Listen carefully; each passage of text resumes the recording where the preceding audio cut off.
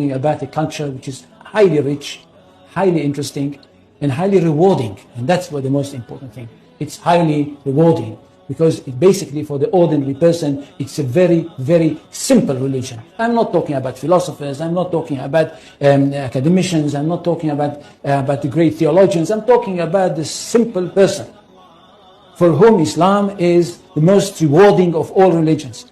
At the end of the story, if he is a good Muslim, when he dies, he is going to go straight into paradise, and paradise is described in the most colorful way possible in the Quran. And for this reason, I think we should speak about Islam with great respect. And not just, as I can hear some people say, well, it's Islam, it's not. It's not. And it's not a simple thing that a person like me and others like me in the academy in fact, dedicated their life for the studying of this culture. Now, Islam is not a religion in the ordinary, simple way of thinking. Islam is a culture which comprises everything. And most of it, it is a culture based on revelation, and it is a culture which is based on a legal system. It is basically a legal system. It is a legal system which comprises everything. It comprises the life of the individual, it comprises the life of the society, it comprises the state. That's one thing. Secondly, it is a world religion. It's not like Judaism, which is not a world religion. It's connected with the chosen people and it's only for them. And it's not connected with the territory of the world, it's connected with one small country. Islam is a world religion connected with the world, and it wants to establish world order. For Islam, the whole world is one state. And all the people of the world are those people who live in this one state.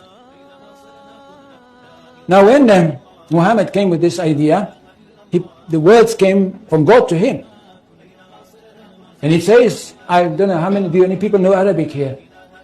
They don't. So I will not quote in Arabic.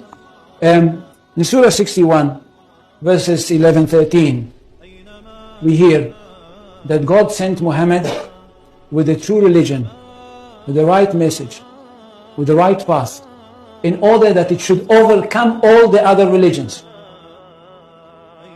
Which means that there is only one truth. Jews and Christians, which are called the people of the book, had once their own truth, but they were not a very good custodians, and they falsified their books. That's why Allah had to send another prophet, a modern prophet, that should bring the last word of God and the only word of God to humanity. This is the Quran. Nothing can be superior to it. And because of that, this religion is regarded to be one that stands on top of everything else. In Arabic, they say, Al-Islam ya'lu wa la yu'la alayhi. Islam is superior, nothing can be superior to it. It means we are talking about not only the final word of God, not only about the finest word of God, but the truest of all revelations. Now what does the community have to do? The community of the believers. Those people that were lucky enough to have their hearts open and to have accepted the call of the Prophet Muhammad. What do they have to do?